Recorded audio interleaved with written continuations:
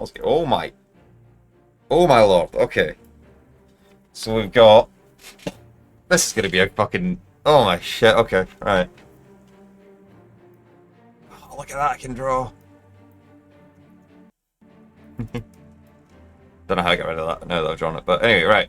Let's have a look then. So what we got? It's a 6v6 we're looking at. Yeah, 6v6. And we're looking. Oh, this is a high. Oh, this is high game. This is some high level gameplay. Wait, what the fuck? It's a 2000. Oh my god. Right. Okay. Let's have a look. Right. So what we got on the right hand side? Then we're looking at Matzo. Matzo is 900. He's currently playing Cyberin. So that's very interesting.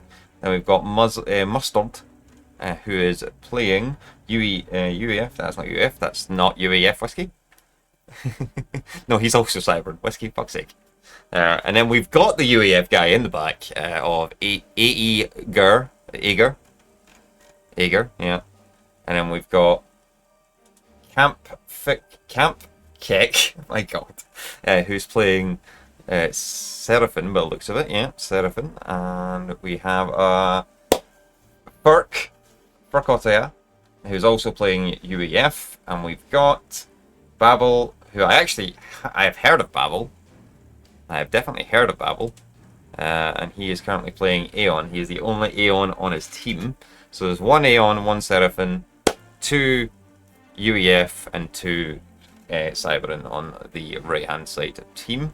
Then we'll go over here. So we've got my good buddy, my good friend, also a guy that likes to bully noobs. And it is Mr. JimJackJay.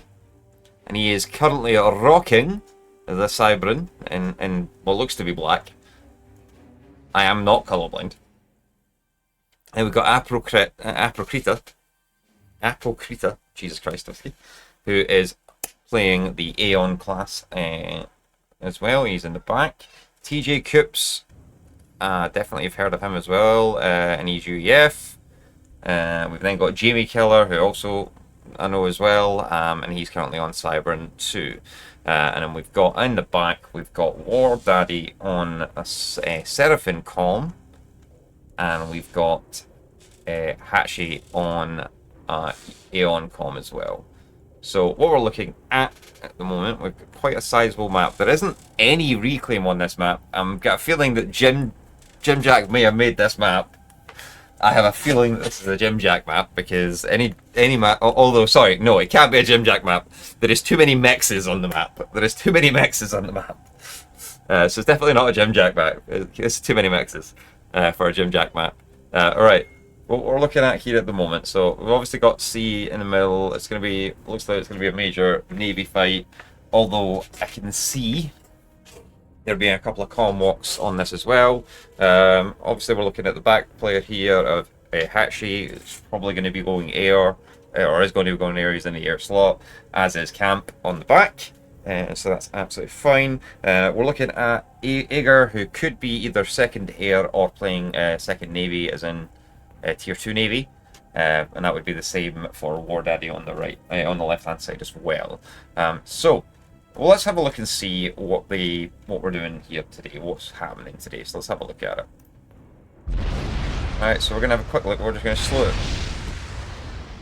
We're going to slow it down a little bit just so I can get to see everybody. So we're looking at the moment. We've got a land factory coming out of Hatschi at the moment. War Daddy is going for a land factory as well. He's building adjacency for both the Hydro and the mechs, which is quite nice. First factory land for Jamie Killer as well. And then we've also got TJ Coops, who is first land as well. So Ager on the right team has just stated about having playing air, so he's designated he's going to go air. But let's just continue to have a look here at the moment. Right, so we've got TJ Coops first land factory, also JimJack on first land factory as well. Not seeing any pre-build out of these characters at the moment. They just seem to be going for a kind of standard running operation. So on the right hand side we've got Matzo, who's immediately went first air. So Matzo on the very right side has went first air. He's opted not to go for a land factory, but instead just go straight to air. We've got a first land factory out of Mustard, which is pretty interesting. Oh, we got a first bomb run. Wow, we were looking at a bomber rush from Babel. Babel is pulling out a wee cheeky early bomb rush. Let's speed this up a little bit. We're just going to follow this in real time, see what we can see. There's no real way that anybody's going to have detected this yet, because they're not going to have radar up or anything at the moment. They've got a scout plane coming in. That might give away to what's going to happen.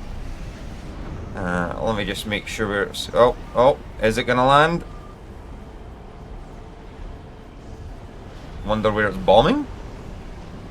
Oh, okay. Oh, he's controlling it quite nicely. I did see that there. That was very nice play from him with the bomber front. So he's got one engineer out of it. It's already worth it so far. He's already killed one engineer,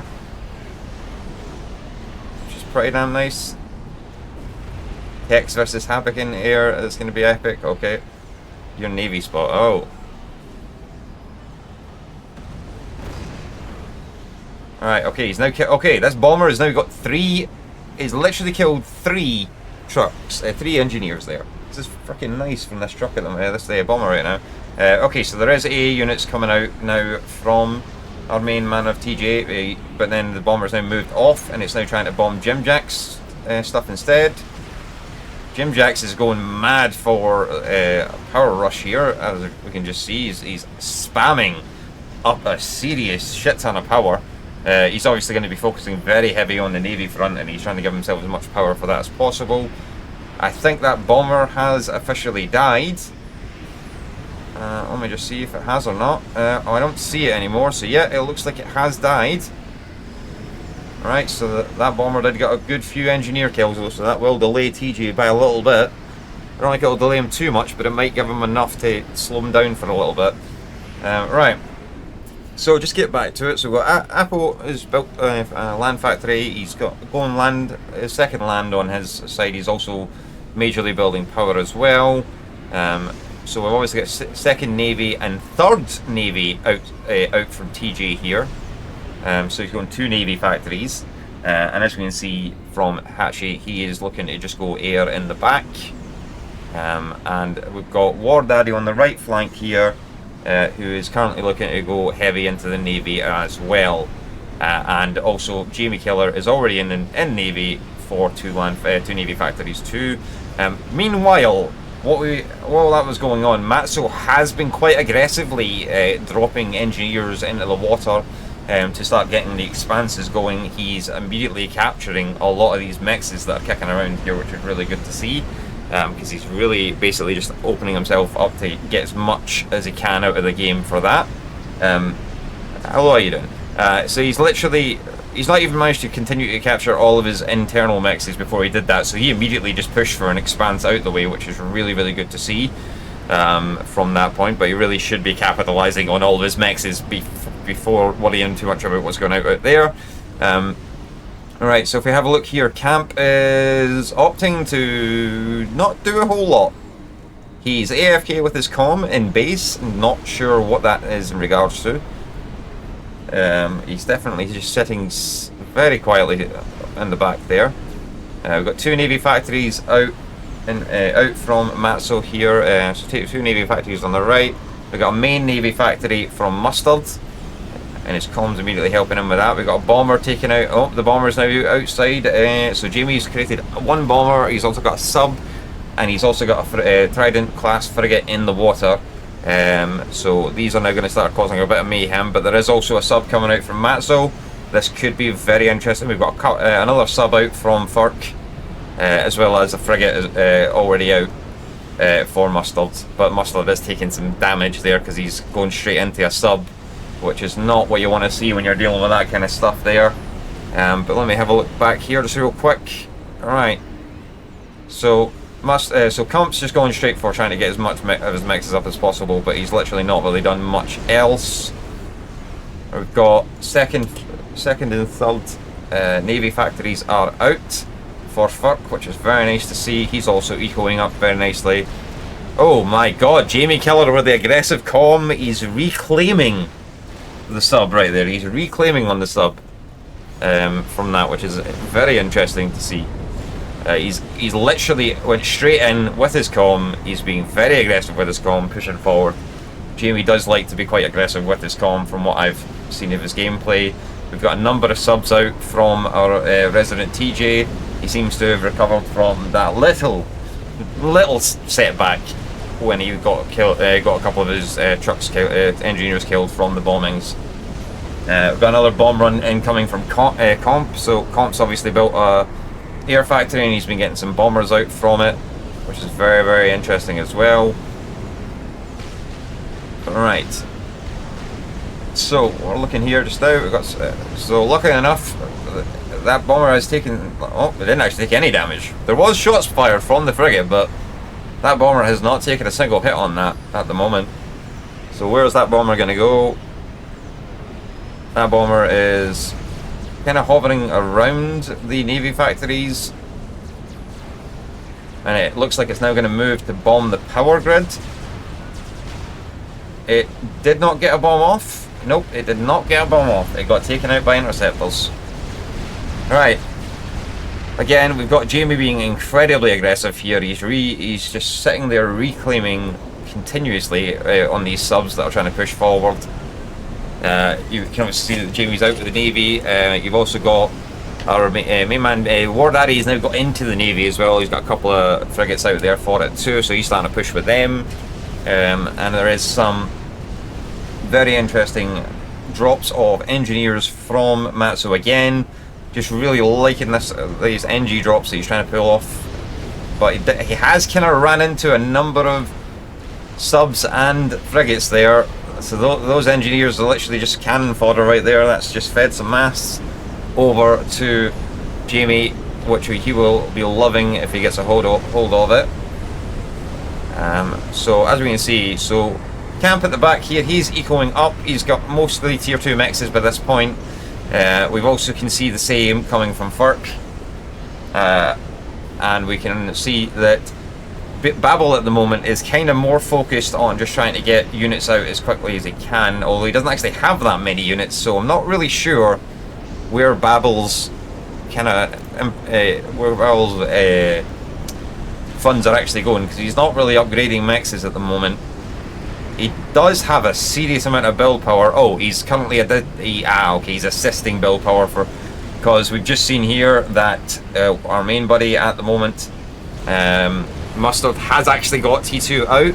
So instead of Babel trying to focus on his own stuff, he's actually lending his build power to Mustard to get some T2 Salem destroyers out, and that has now been done.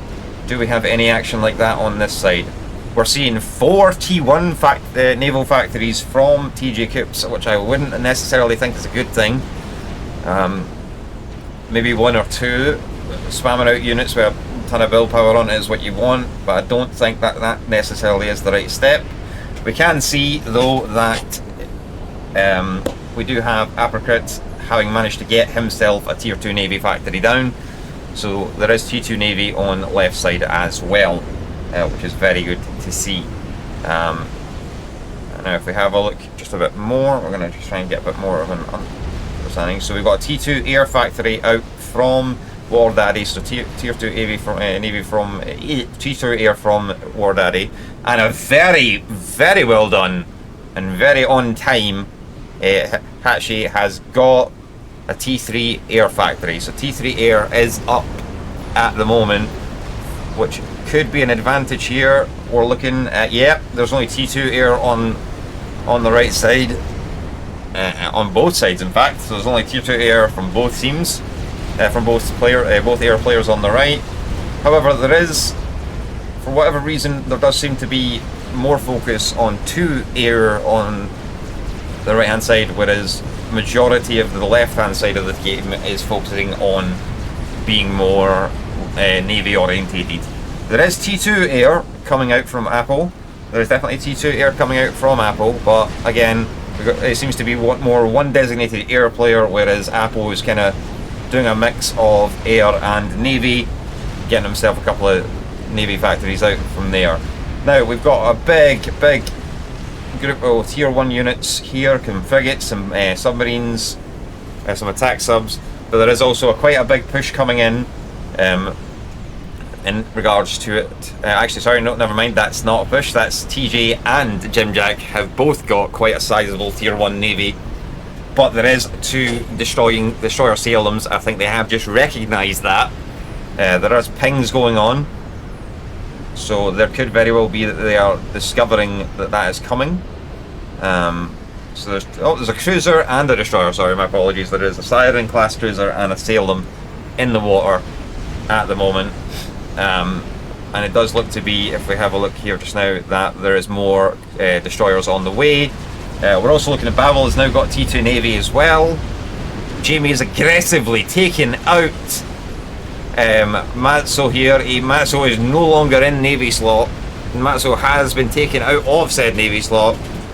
But if we are looking at the overall position on the map as a whole, nobody on the right side of the map seems to be doing very strongly in relation to Navy. Navy does seem to be very heavily in what we'll call Team 1, which is the left hand side. But if we do look at the reclaim element at the moment, let's have a look at reclaim just now. So our highest reclaimer at the moment is Hatschi at the back, who has literally just been reclaiming and not really doing a whole lot else at the moment. He's just been focused on getting to T3. He's now got T3 air fighters out. He's got quite a sizable number for this early in the game. He's got like 6 at the moment for this early in the game, which is very nice to see. That should be able to handle a lot of any sort of air opposition that can be coming out at the moment. Let's see. Okay, we've now got T3 air from Camp.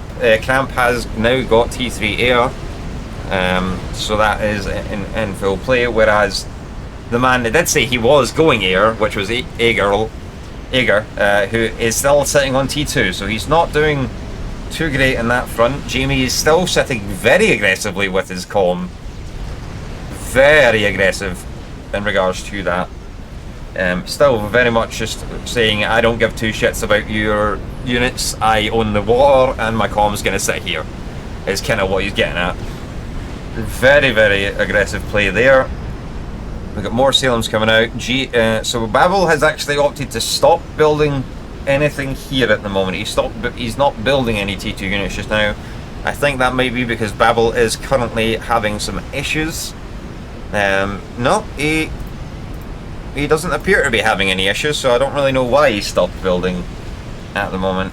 He is upgrading, so he is definitely upgrading to T2 mexes, which he didn't necessarily do before he got T2 Navy out, so he's not really had a whole lot, and he doesn't look like he has a lot of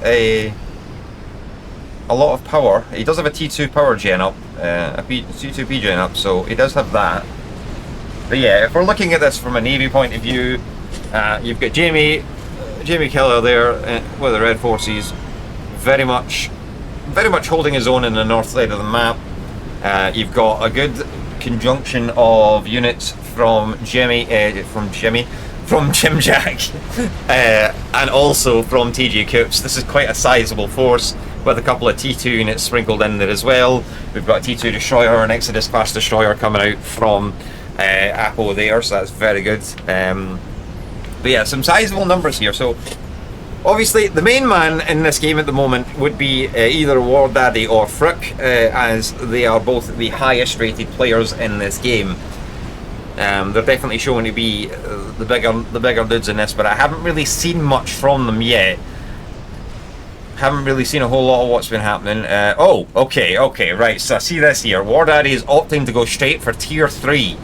He's put out a couple of T1 units, but he's completely avoided much else, and he's just literally saying, I'm going straight to tier 3, and I'm focusing on that. So he's now pushing fully onto tier 3. Jamie's having to kind of back away with his comm a little bit, because the T2 units, the T2 Navy force of cruisers and destroyers has now made its way to the north side of the map. What that does mean though is that this entire area over here is really just open. It is open season there, because there's not a lot defending that. And this side, and this force here of mixed units, T1 and T2 units, really could do with pushing in and capitalising on the fact that the strongest player in Navy for the right hand side, Mustard, has sent his units to the north. So it does look like, well, yep, what I was just saying, JimJack and Apple are definitely going to be pushing in here. They really see that they have a benefit of doing so, so they seem to be being more aggressive with their play. And I think because of that, Mustard has had to back off. He does see that this is kind of happening on this front. Let me just see if we do have any eyes on that for them. Yeah, they have the ability to see what the kind of situation is with that. So they definitely have the eyes on that point. Right, we now have a T3 Navy factory in play. Now let's just quickly jump on and see what he's building out of it immediately. Right, okay. He's currently going for a battleship. He's producing a battleship out of it very immediately, which is very interesting. And that is already almost halfway done because of the amount of build power he's got on that. He's got, and it's all T2 engineers as well. Oh, that is a lot of build power for T2 engineers. Oh, right, we've got some aggression in the center here. Oh, okay, right. So we're going to do this as easy as we can. We've got a push in from Apple. He's using his T1 units with a mixture of T2 units, some destroyers, to really start to be aggressive. And JimJack is also doing the same with this big clump here. You're looking at that, pushing right in, really getting into the mix of things, while TJ here is really holding the main force that Mustard has in the Navy. And because this has happened, Mustard has pulled his Navy from here all the way down, and because Mustard has not been able to get back into the Navy yet, he's trying to go for a T3 Navy factory. He's not really got any possession in Navy yet, but because of this, there is a big push from Jamie right now. This is a very big push indeed, and it's looking to be very nice for that in regard. So looking very well indeed. We've got T3 T3 battle cruisers came out. Now this is bad.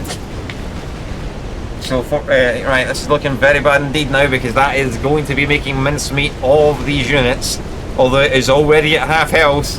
However, there is a lot of JimJack has lost a lot of his navy, for that. Yep, they did not check to see that T3 factory was up. They maybe were trying to stop it before it got any fruition, but they unfortunately did not do so. And Matzo has now got back into T3 Navy really easily. He's now back there, and he's now starting to produce what looks to be he's going for a T3 engineer first, a group of them actually, but this is a very big Navy push in the centre here. We've got some ASFs overhead just to try and keep it covered. They're looking to try and knock knock the blue out of the Navy here. It's a very big push from both TJ and Jamie. Lots, a very hard push indeed. Okay, we've got an ASF fight going overhead. Cramp has pulled his ASFs in, but then he's backed away. He has pulled his ASFs out of the fight. So unfortunately, they did not get any type of engage there. There was a couple of ASFs that went through from, I believe it was Ager, but unfortunately, because Camp just pulled off, he was not having any of it.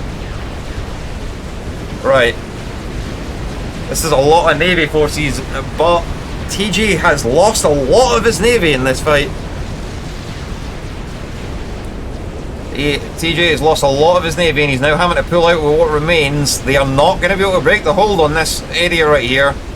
They are not going to be able to break it, and a T3 battleship is about to come out. It actually looks like this could be a missile ship. And as we can see, we're now getting a cruiser a battleship coming out from Matzo. Matzo there, definitely. So, but yeah, definitely from what they're saying there as well. Basically, what Cramp seems to be doing is he wants to try and get as many torp bombers as he can, and then use both his torp and his ASF in the same clump to try and cover the torps. So that's what he's trying to do from there, which is definitely a good play on that front. There's not really anywhere at the moment where Navy is being won, but there is definitely definitely a winning side at the moment for the right-hand team, as they have managed to get a number of T3 battleships out. Definitely managing. So we've got some Neptunes. Big up the Neptune. Big up the Neptune battlecruiser. Don't give a shit what people say. Big up the Neptune battlecruiser. And it's doing some work. It's on 18 kills at the moment, and it's already on 15k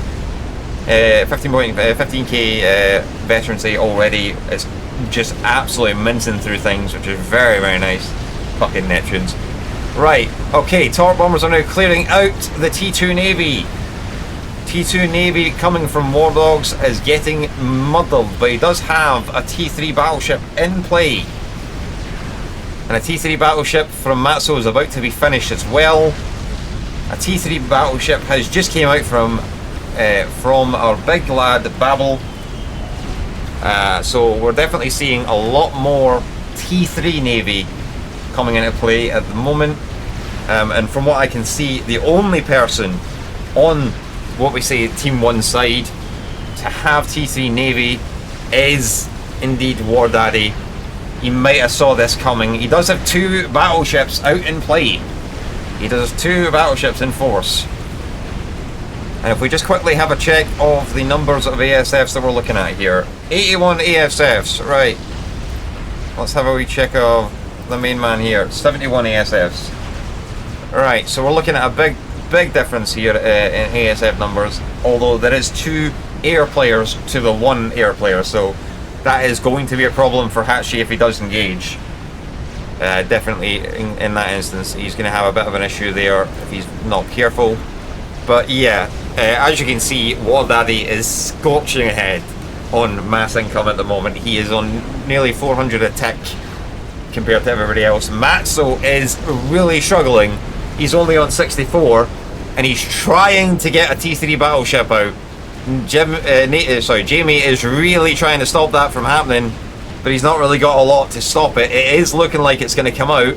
That T3 battleship is going to be built, and it is going to be in effect. But Matzo does really not have an eco. He is struggling a lot because of this. He's really not got a lot to go for in that instance at all. But yeah, there is a lot of reclaim. Hatschi has been reclaiming his freaking ass off, man.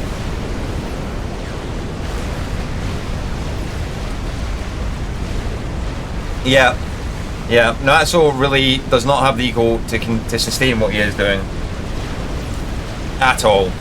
He's managed to get the T3 battleship out, but I don't know how much good it's going to do him. He's trying to go for some smaller stuff. He's trying to go for some Salems now. Trying to get a couple of Salems out to try and help with that. And if we look down here, the guy that we were kind of worried about, he is the big dog in the fight.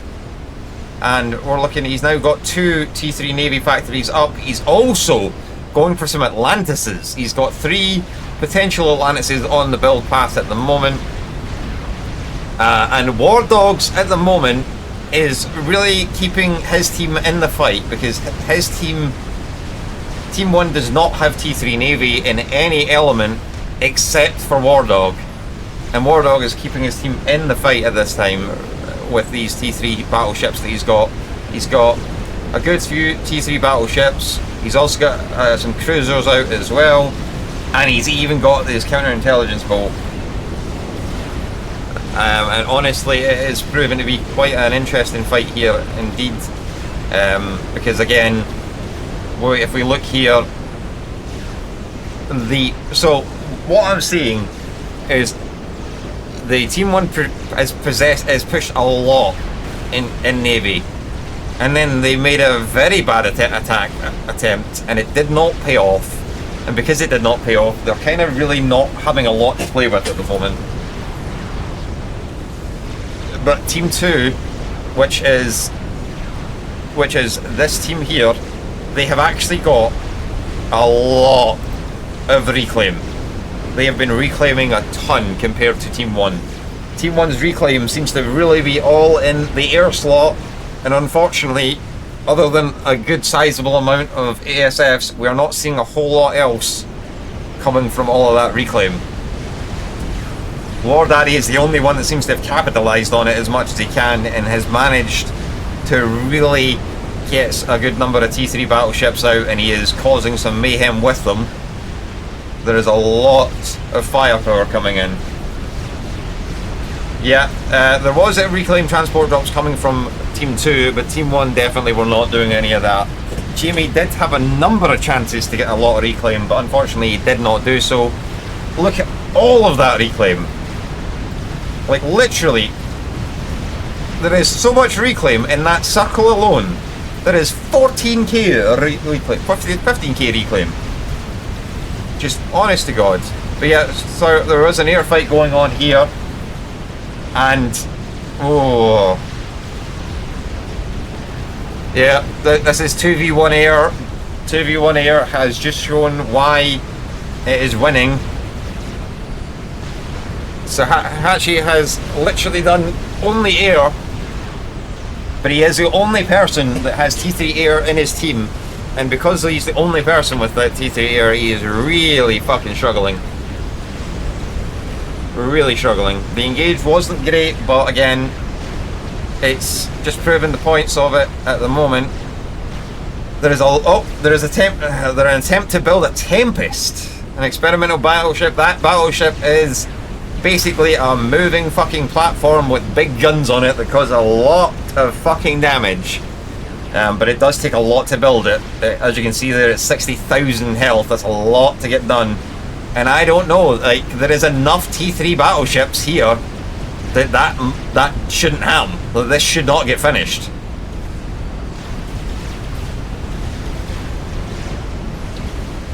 Yep. There does need to be a dramatic shift in air for the right team. One particular, like at least one air player here really should be going on like full torps. They have got a number of torps coming out, which is good to see. And obviously Hatschi just lost a major air engage, so he doesn't have air cover for his team, or for War Dog really, because War Dog is the guy with these battleships in play. And unfortunately, there is not any real cruisers kicking about here as well. We are looking at the very first Atlantis has been built from Furk. He has got his very first Atlantis out. There is a sea of T2 torp bombers coming in now. Absolute mayhem over here. And it's just absolute agony to watch. Furkin Atlantis, yep. Furkin Atlantis. Furkin Atlantis. So yeah, as you can see, the air dominance from Team 2 is just, like, it is totally destroying them. It's a very nice scout party from our main man, Hatschi, in the back, but honestly, as much as it is good to see, he doesn't really have air, and I don't really know if a lot of them got through. A couple did get through on the right, but honestly, yeah, the reclaim numbers are insane. Team 1's reclaim is not looking good at all. JimJack has barely reclaimed a thing. Oh, we've also got a Tempest getting built from here as well. A Tempest being built from Apple. So there's two Tempests in play at the moment. JimJack has got to T3 Navy. JimJack has got to T3 Navy, and as is TJ. This is looking like a very interesting fucking game here, definitely. So, right, we're now just looking at T3 Navy on all sides, but again, like, honest to God, War Daddy held that for a lot of the time. As we can see, the Tempest that was meant to get built here has been abandoned because it just wasn't going to happen. Was not going to happen at all. There is a number of torp ambush systems kicking into play. We now see a second. This is a second Atlantis. Furk has gone for a second Atlantis. Yeah, Team 1 is having a lot of problems. There is a shit ton of Navy bombers, the torp bombers in the fucking sky. And as you can see, the damage that is getting done.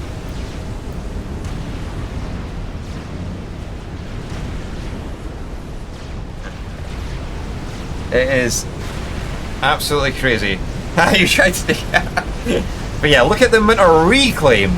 27k on the doorstep of our very favoured blue man Mustard. He has literally got 27k of reclaim sitting on his doorstep.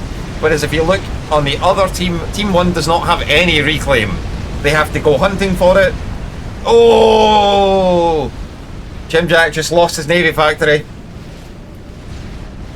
JimJack has just lost his T3 Navy HQ.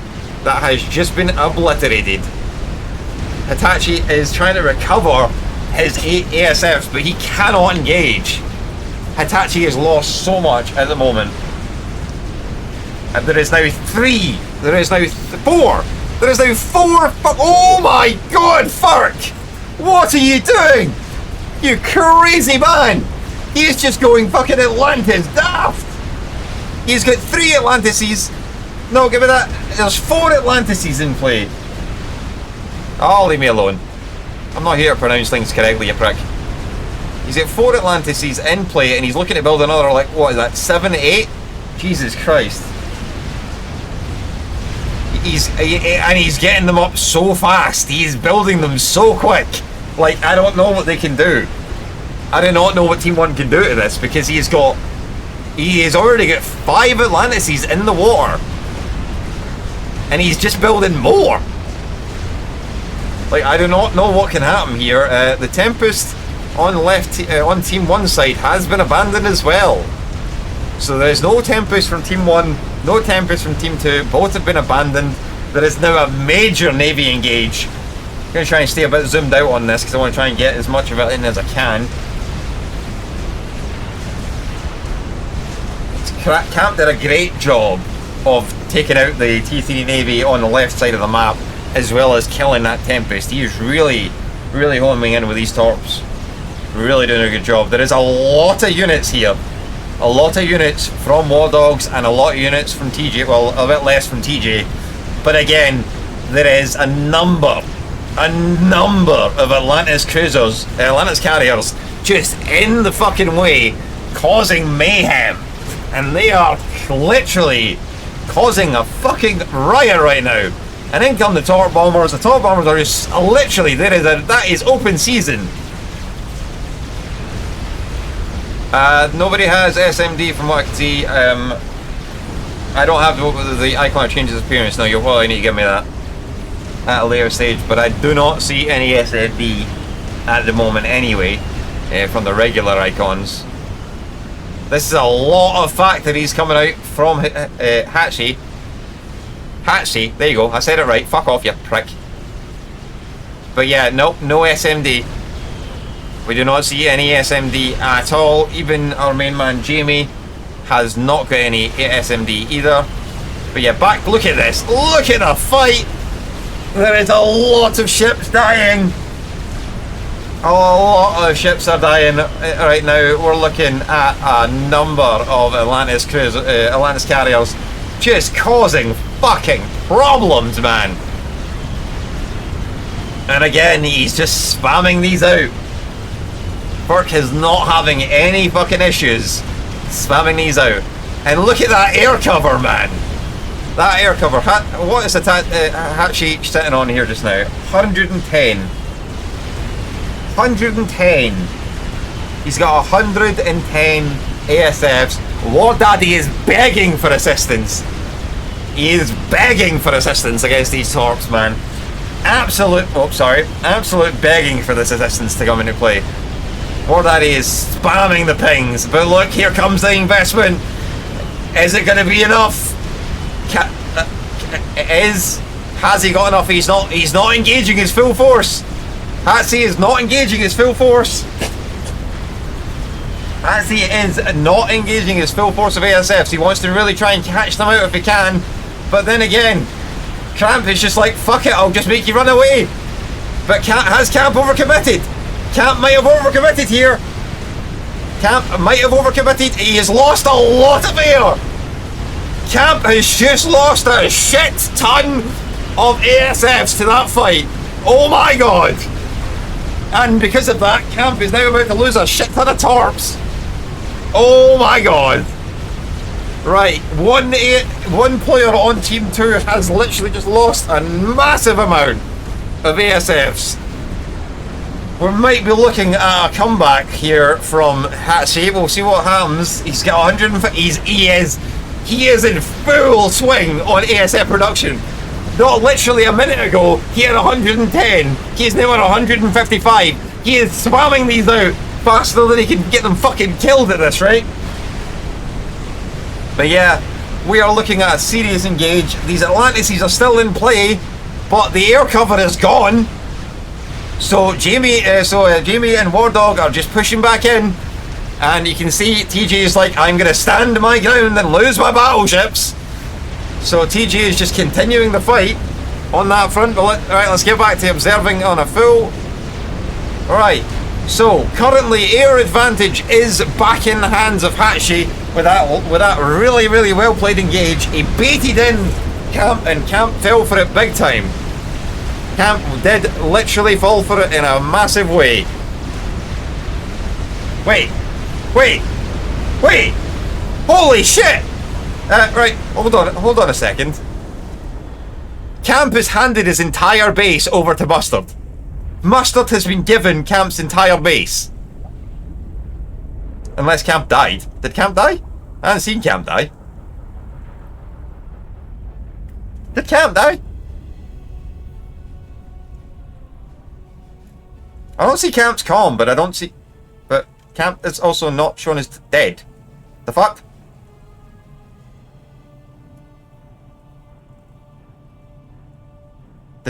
Camp's not dead, but I don't see his comm. That's Matzo's comm. Yeah, I need to see what I can do, right.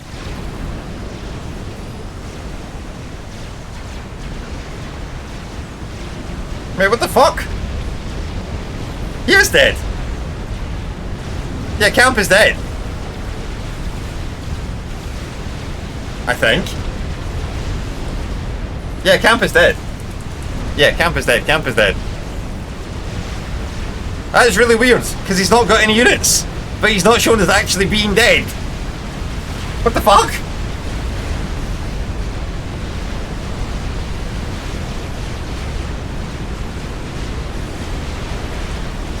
Yeah, I mean, I didn't see him blow up either, but his base is in the hands of Mustard now. And, yeah. Oh, so, okay, right. Oh, right, okay, right. So we got the Shag Teeth. Yeah, he did leave. So, yeah, he did leave. So Camp is definitely left. Okay, there is a Tempest getting put out from Babel. So basically what happened was Camp died. Camp, like, left. Furk got his base and gave it to Mustard. So Mustard is running the secondary base. But now we're looking at a massive engages on the horizon. We've got some aircraft carriers, some command class aircraft carriers out from Jamie. Jamie is now back in full swing of the Navy as well. And it does look like Team 2 are actually going to be losing this at the moment. Somehow, Team 1 are actually climbing back into this game. They are, like, if we look at the reclaim value, they are so far behind in reclaim. They are so far behind in reclaim. It is not even funny. Like, honest to God, there is over like a 260k reclaim advantage to Team 2. And yet somehow Team 1 are still in this game. I do not understand how that has happened. But this game is not over yet.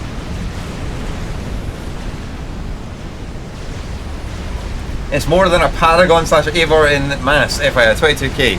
That, yeah, 222k, yeah, that's a lot in that instance. That is definitely a lot. Right. We've got Tempest is out now, Tempest is out and it is shooting already. We've got so much happening on this map. This is actually fucking insane. Oh my god, I need to check this. Actually, is literally, he's on 262 ASFs right now. Compared to the 140 from Aegir.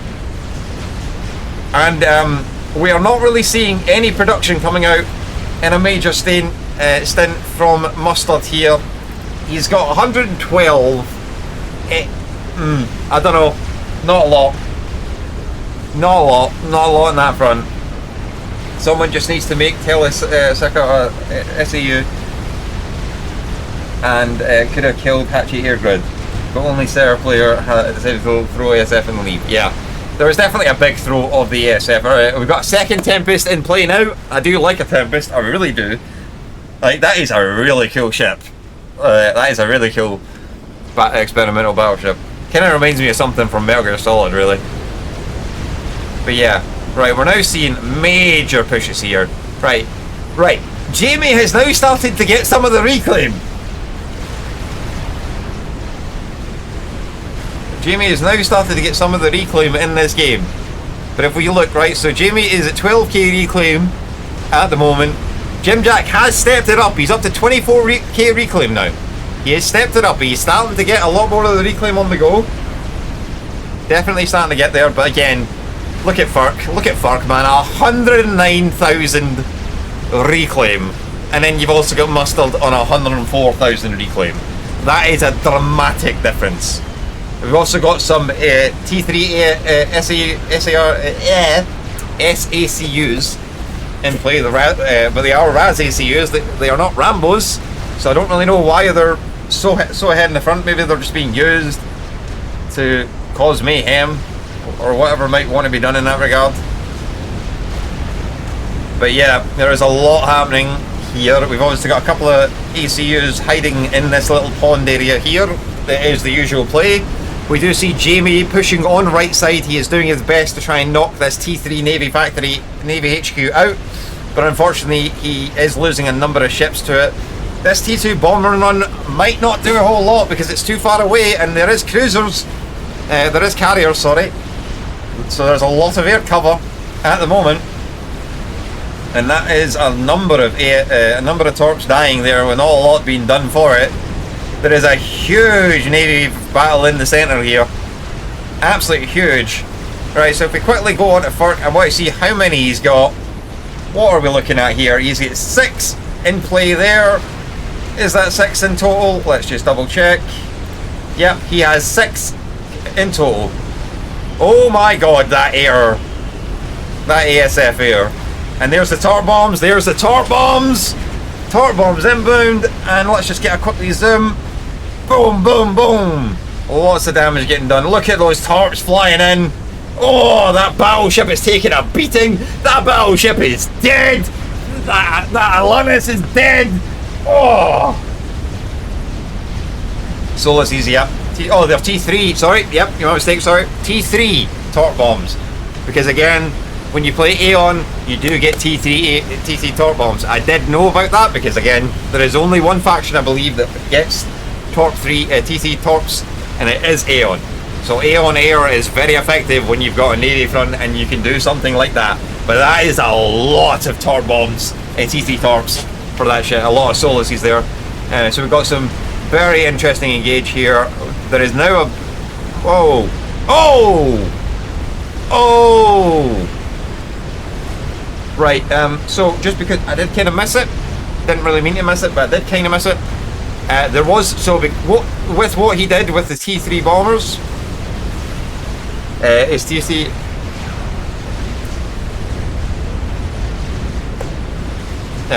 because of the T3 torp bombs that were coming in, basically, what was basically happening from that is the air engage happened on top of Hatschi there.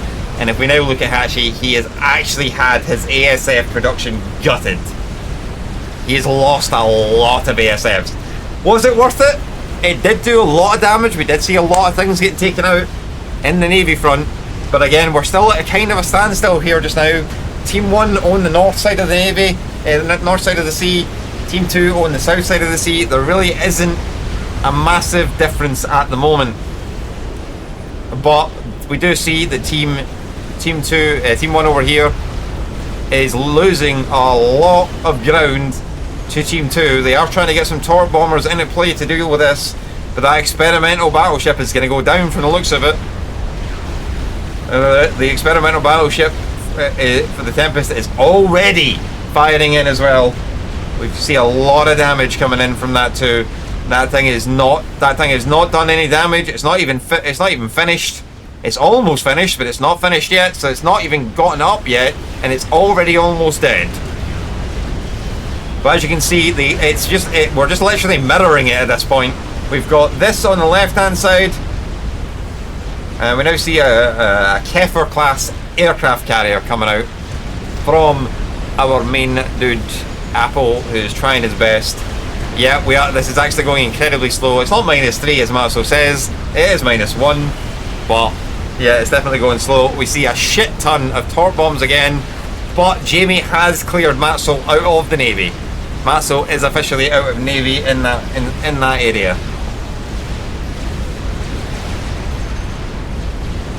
Coops, live, please. Right. Again, look at the push coming in. There's a lot of damage going out. We're seeing a lot of T3 battleships being in play. And as I've learned from playing the game with T3 battleships and the likes, they're not great just on their own front. They do a lot of damage, they do a lot of shit, but they do need T2 cover. They need T2 ships to help support. That's why you're not just seeing T3 battleships and nothing else. You're seeing T3 battleships supported by torpedo boats. You're seeing them supported by T2 cruisers. You're seeing them be supported by a lot of things, because they do not, it's just like real life. A T3 battleship does not operate on its own very well. It can do a lot of damage, but it's not going to win you the whole shebang. Right, here we go. There is a big air control over here, over on the left hand side here. We're looking at this right here, trying to see what's happening at the moment. There's a lot of Solaces. There is T3 Solaces being dropped on these Summit class battleships. A lot of damage is being taken on this side. However, they have done a lot of damage themselves. But JimJack has came out with the only land experimental unit that I have seen in this entire game thus far. He has got a fucking Monkey Lord in the water, and it is currently pushing through the water right now. And then Monkey Lords do have torpedoes, so they are doing damage in the water. They're not that effective in the water, but they do have torpedoes. They can continue to do that in the water. However, we are seeing these Summit battleships now starting to ransack JimJack's base. JimJack is essentially out of the water. He does have a T2 naval factory, but his HQ is gone. He is out of the water at the moment. The only thing he has currently going for him is a number of torp bombers and the experimental Monkey Lord that is there. So we are seeing a lot of issues on JimJack's side. But there is a bit of complaints going on here. What's happening?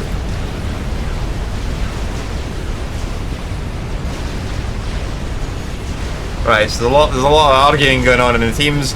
Oh my god! We've got Rascoms galore from Jamie in the water, giving it freaking hell. Oh, we've seen a number of battleships getting sunk. Look at that. I think that was actually a Neptune. R.I.P. Neptune. No, it was about. Oh, it was a Neptune. Yes, I was correct. But yeah, look at this. Atlantis in the water here. Lots of shit.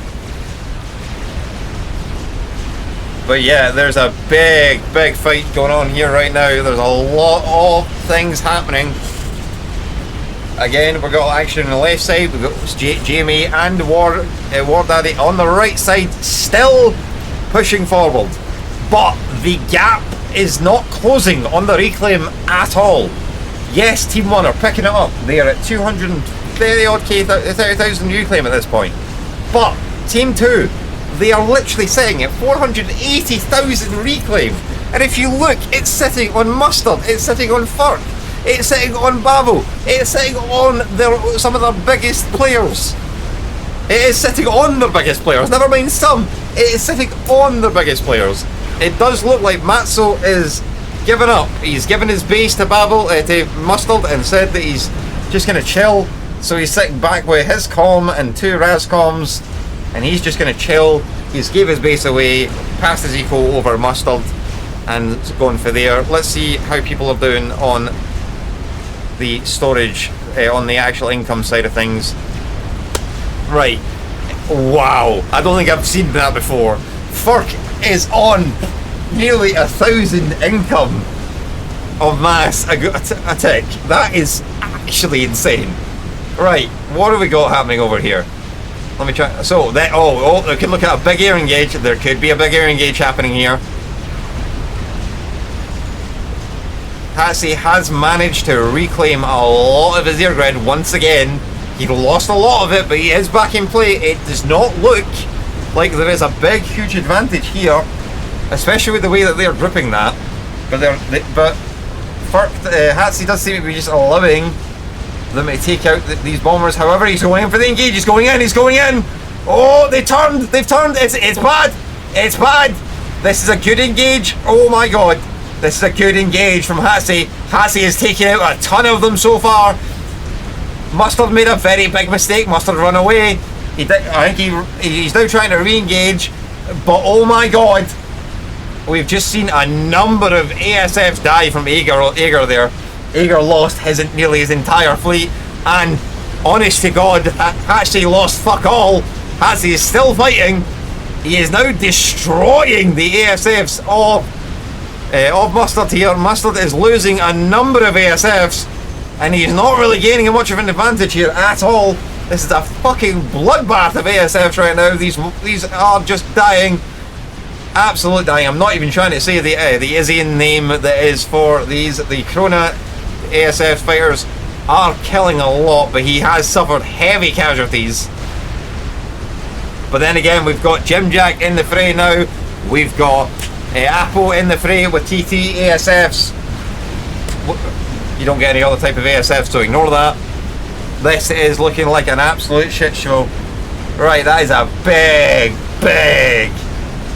that is a big win, I would say, on the part of, well, actually no. ASFs still live on both sides, but there was 3 people with ASFs. JimJack has lost his entire ASF stack, and so has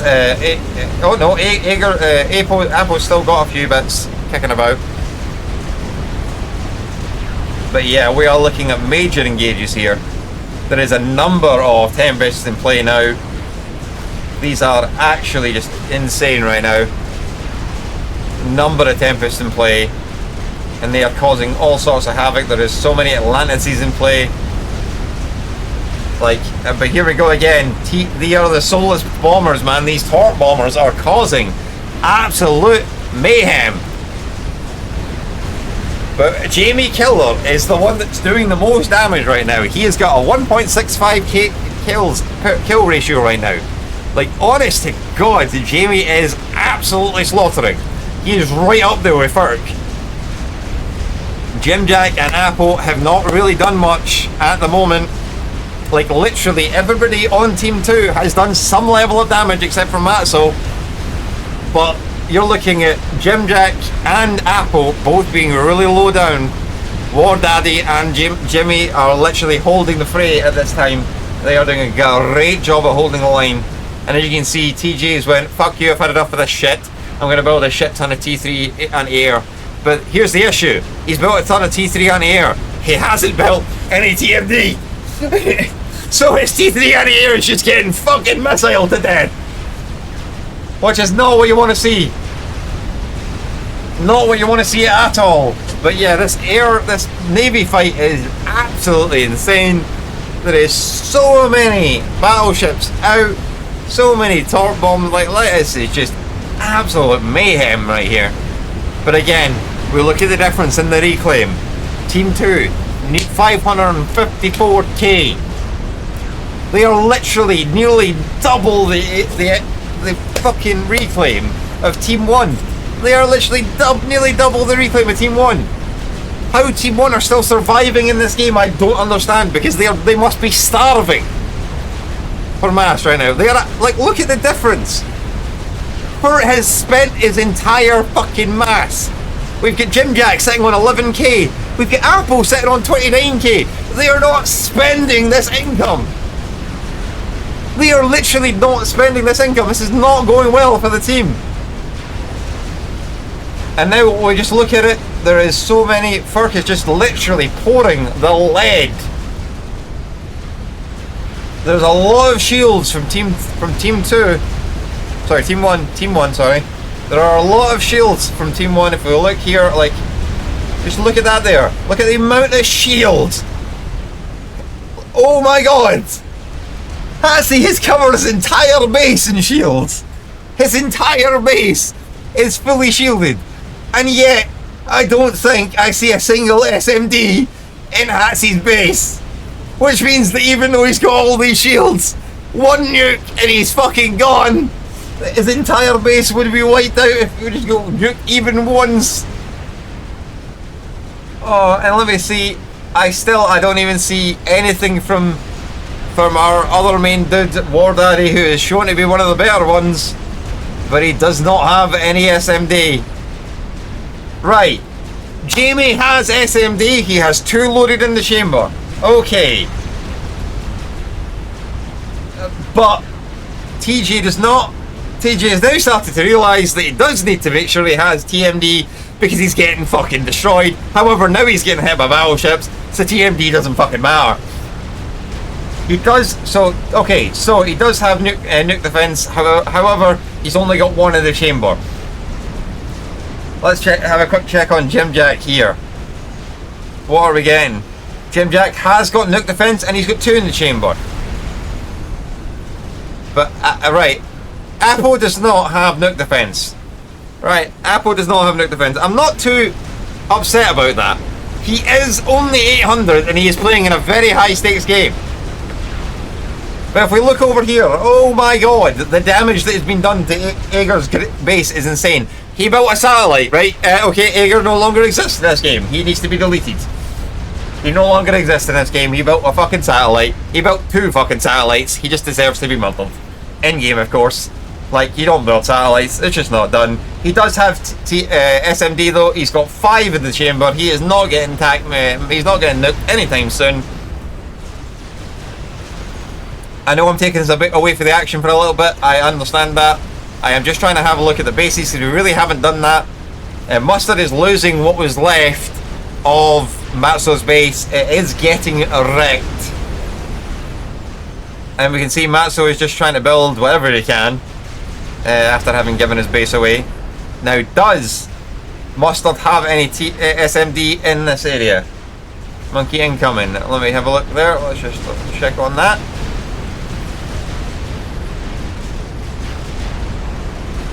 Oh yeah, huge game. This is a very huge game. Yes, it definitely is. I'm enjoying watching it incredibly so. It's been very good to watch so far. Oh, we've got an experiment. We got Caesar. Caesar is up. Monkey incoming now. Oh, so there is. Oh, there is Fat Boys on. There is Fat Boys on Team 2. Team 2's island. Team 1's island there. My PC will be in flames. I mean, it is sitting at -2. It definitely is sitting at -2. Oh yeah! Yeah. Sorry. I did. Oh my god! No way! No way, JimJack! No way. No way. JimJack has just dropped Furk out of the game. Oh my god. JimJack coming in clutch with the freaking Monkey Lord. I am so sorry, guys. I completely forgot about the Monkey Lord. So sorry. But JimJack coming in clutch with that Monkey Lord, man. That was absolutely clutch from him. He walked it all the way around, and it's just causing absolute mayhem now. It's 3 levels of absolute mayhem. Oh. Right, Babel has given up. Right, it looks like this game might be over here. Yeah, this game may very well be over. But yeah, I do apologise for completely forgetting about the Monkey Lord. I'll be honest, this is a very big game to watch. There's a lot happening, so I do certainly apologise that I forgot about it. But yeah, look at that, 74 kills, 72.1k mass killed. Like, this is now looking like Team 1 have got this in the bag, and I honestly don't know how. That Monkey Lord has done absolute wonders. And we can see that JimJack is struggling. Heavy. He has no income right now. He's trying to go T3 on his comm and he just can't. But in come the Solus, the skimmer. Oh, this is just T2 skimmer bombers. These are Torp skimmer bombers just going in. They're trying to take out the Tempest. A lot of damage going down on it. But they are not really getting to do a whole lot. It's not the same as the Solus T3 bombs. Oh! We see some comms getting dropped in. Right. We lost the Monkey Lord, but there was also well, I'm assuming it was a Rascom in the base as well that got killed. Right. Oh, yep, we can see here just now, Jamie is going for some heavy drops with Rascoms right now. Let me just check these to see if they're actually Rascoms. Yep, they're Rascoms. He's dropping in with these Rascoms right now. He's got an army of them. That may have won the game. I mean, it has taken Furk out of the game, and Furk was the biggest problem. He honestly was carrying a lot of this game.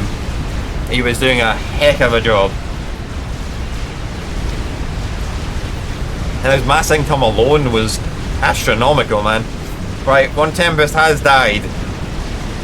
Look at this absolute sea of fucking Torp bombs coming into play, man. Absolute manic, so it is. Slaughtering everything. Like, this is actually insane what we're witnessing right now.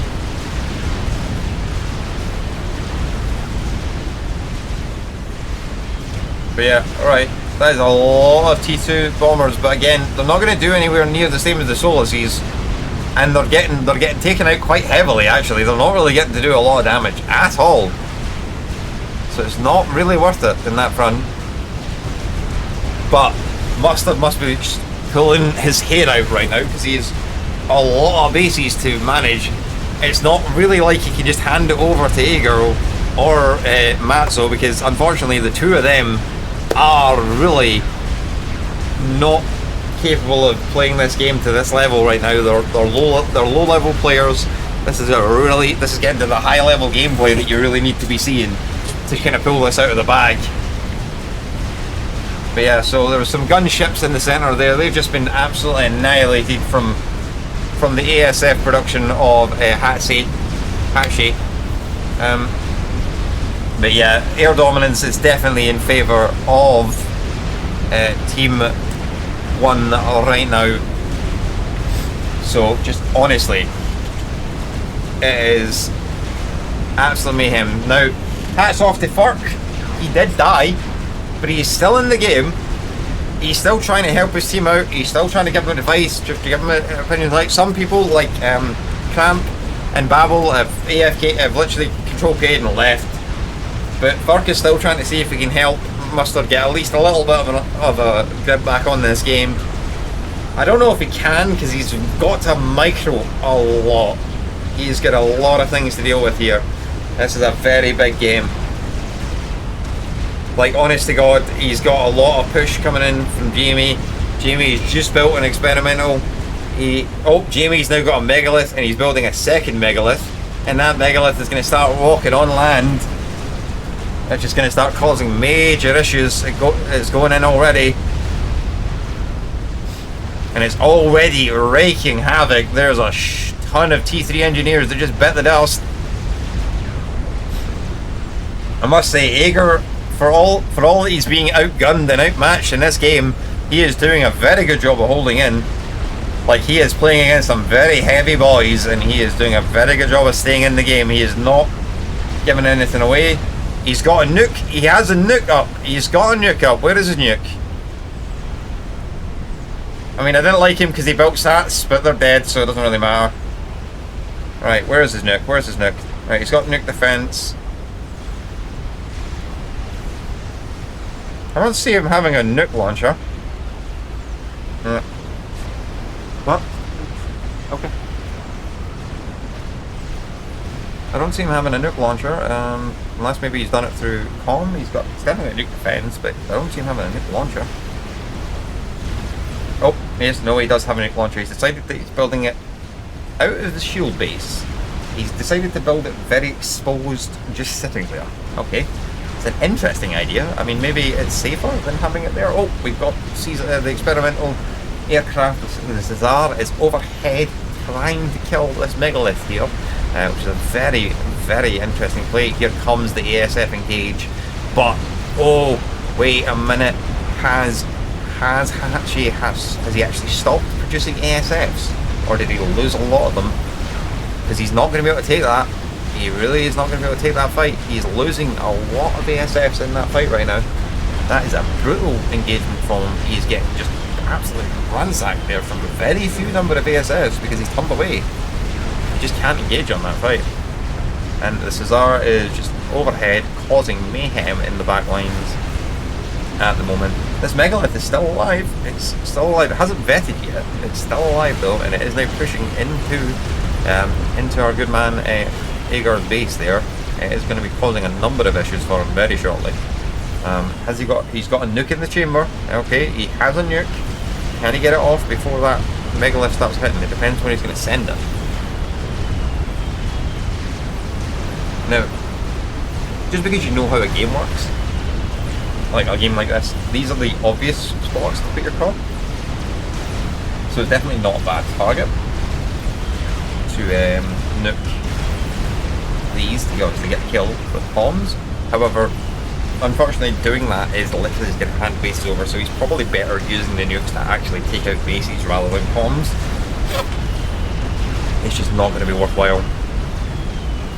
Right, so there's now a second megalith in play. There's now a third. There's a monkey lord and a second monkey lord coming in. There's two megaliths in play at the moment. One pushing on the mainland, one pushing on the right side, trying to get into the main base. Hatschi has also just built an experimental unit. What has he built? And where? He has built... Oh, he's built the Paragon! Strategic launch detected. Right, strategic launch is going. Where is it going? Let's see if we can see from Agar's point of view.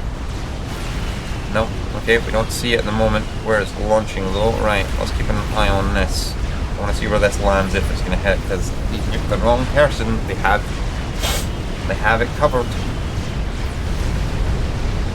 Right, here it goes.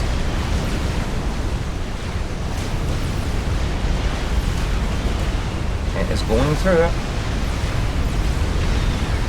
He's going straight for the base of JimJack, but JimJack does have nuke defense, so I think this is just going to die.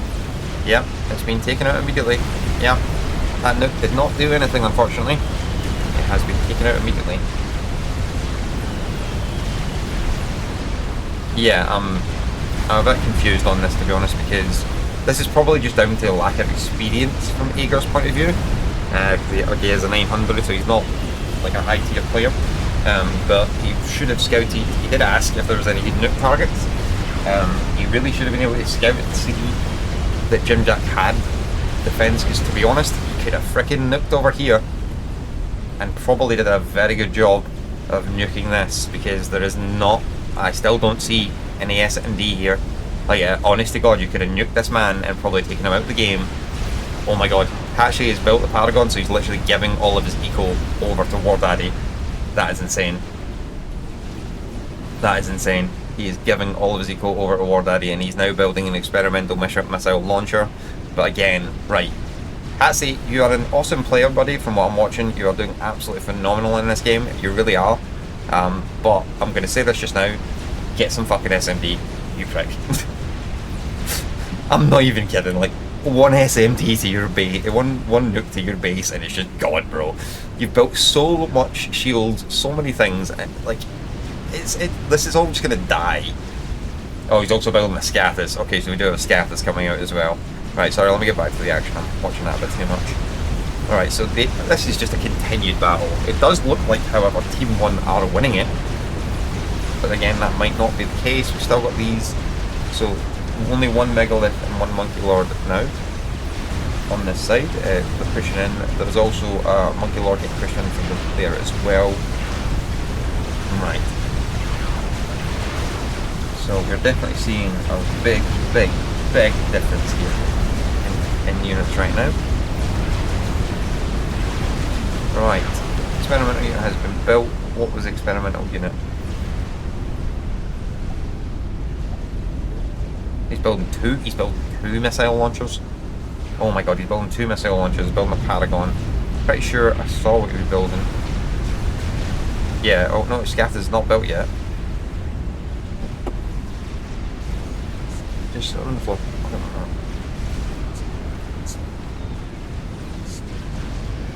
Right. He's going for a second Paragon? Oh my god. Going for a second Paragon. That is insane. Hatschi is going for a second Paragon. Now, if Aegir here can get a nuke and see that he needs to nuke this, like, honest to God, there is no here, like SMD. Now, the issue is if I need to check because JV does have SMD and I need to see if he covers it. So let's find Jamie's SMD. I need to really get the thing that shows me these a lot better. But he does have SMD. I did see it before. There it is. Okay, so this is a very tight avenue to get it through. However, there is no SMD here. So there is SMD. Oh no, there is no SMD. Oh, right. So there is an avenue to get that through to literally kill that entire base with a nuke. So there is definitely play to do that there. But I don't know if Aegir is going to see that. I don't know if he's going to know about it. And the issue with him not knowing about it is that he might not actually be able to do that. The other issue is that he is losing a lot of his base at the moment, which is where a lot of the problems are coming from. He's got a Monkey Lord walking in. He's also got another Megalith walking in too. Like, this is a big issue for Aegir right now. However, if he can get a nuke off and nuke this, then this could be, like, honestly game-changing. There is another Caesar coming out. There's a second Caesar being built. There is 2 Caesars already in the air, nope. Oh my god, what have I been doing with my life? There is 4 Caesars in the air. Jesus Christ, that's a lot of Caesars. Oh.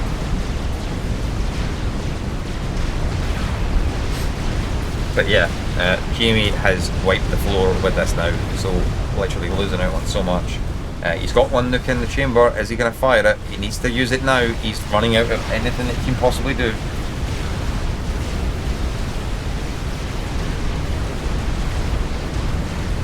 He needs to do something with this, and he needs to do it now. He's going to lose it.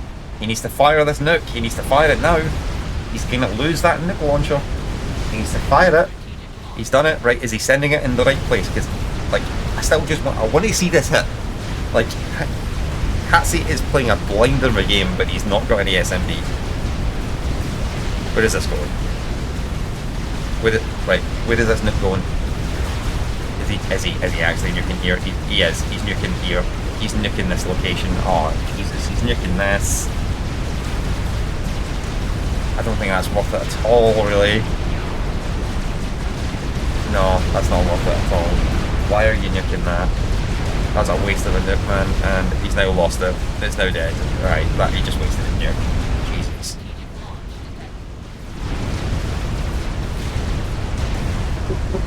Yep.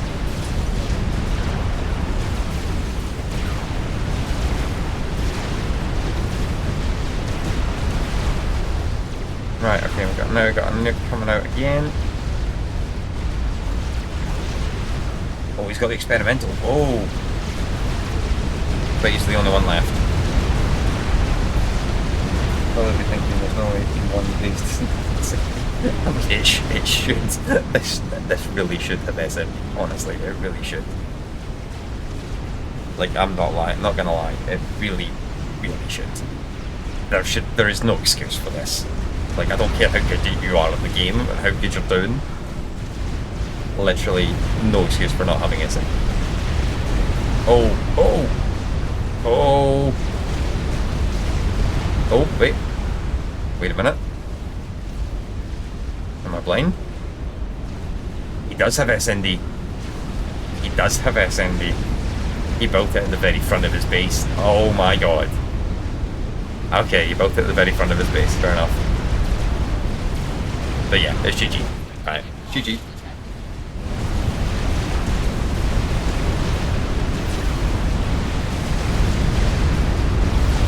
It's GG, man. Honestly. It was a good game. It was a good game. Really good game to watch. Really interesting. Yeah, I'm going to say JimJack honestly carried this game. Like, I'll be honest, for a lot of it, he did not do very much in the game. Like, there was a lot not happening from Team 1. But that Monkey Lord walk, literally all the way down here, all the way into there, and dropping Furk out the game, just, it broke Babel. Babel just immediately gave up straight away after that. And that just became the end of it. And yep, there's Scathis in play now. He's probably got like 2 of them up. He's almost got 2. No, he's got 2 of them up. Yeah, I was right. Literally 2 of them up. Scathis is in play. They're bombing the absolute craziness out of the base. And now there's even nukes coming into play as well. Yeah, it's just GG at this point. It is just GG. Like, as soon as Furk died, like, okay. Honestly, Tramp, who isn't in the game, by the way, he's shown still in the game. He's not in the game. Not at all in the game. He gave up very early after he lost the major engage. And he did throw his air to the bin, but then he kind of went out. So I can kind of see why Babel immediately just gave up as soon as Furk did die, because you're already taking, like, you've already lost your major air player, and then you lose your big navy guy. Like, it's a very hard game to come back from at that point. Definitely so. So I'm not really sure why Camp just kind of gave up on himself, but he did. But yeah, this like, I'm being really honest. Team 1 should never have won this game. It really shouldn't have happened. Like, even if we just go by the reclaim alone, like literally, they've managed to catch up now. But even now, still 100,000 ahead, or almost 100,000 ahead. Like, honestly, like, it's just insane. Really is, like, what we're looking at here, what we're witnessing right now. It's actually insane. The fact that there was such a big reclaim advantage on Team 2's side, and they still lost the game. And that's not to say, like, it just kind of feels like they didn't utilise the advantage that they had with that amount of extra reclaim. They did not utilise that enough to put it towards actually doing something in the game. Because nobody on Team 1's team is dead. You have that much of an advantage of reclaim, and nobody on Team 1 is dead. Like, how is that possible? I mean, honestly, mid-game has to go for War Daddy. Mid-game is like 100% War Daddy. Definitely late game, Hatschi is carried with the air cover and everything. He is just ecoed like a fucking god. He is insane. But yeah, honestly, the unit cap has been reached. That's how bad this is going. The unit cap has been reached. Lol.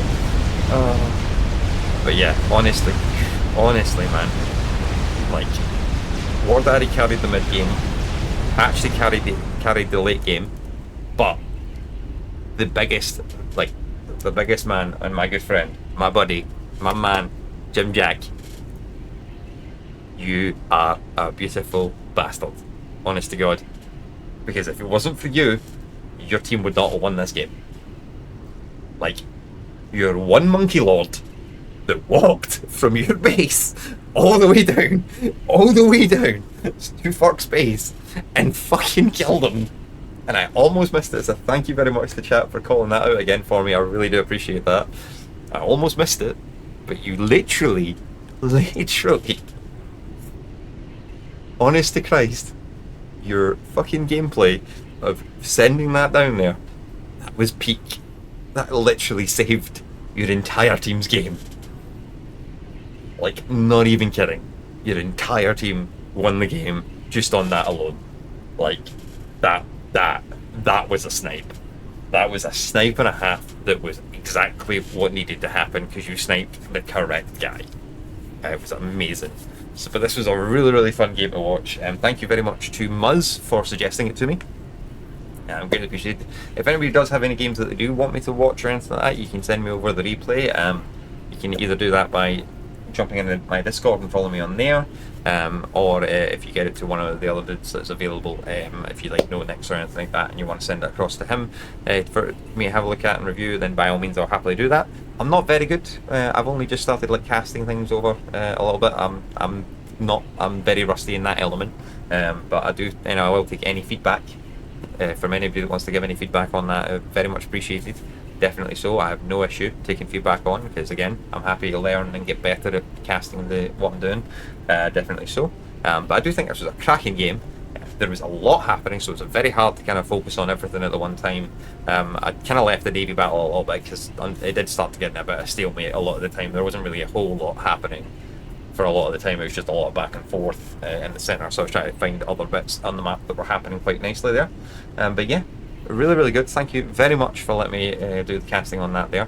I am going to go just now though. I'm going to take a break, but I will be back on later on. I will have to miss Mass Effect for the day, but I will pick up and we'll play some Clair Obscura later on in the evening. And then we're also doing Sniper Elite, or Zombie Army, sorry, at night time as well. For playing Supreme Commander, I will be doing a bit of that tomorrow with anybody that's around, and also we do Friday where we play with anybody's welcome to join in and all that. So we'll obviously do that as well. But yeah, thank you very much guys for watching though, greatly appreciated. And again, any feedback, anything you want to say at all, let me know and I'll happily take it on board. Have a good one guys, and peace!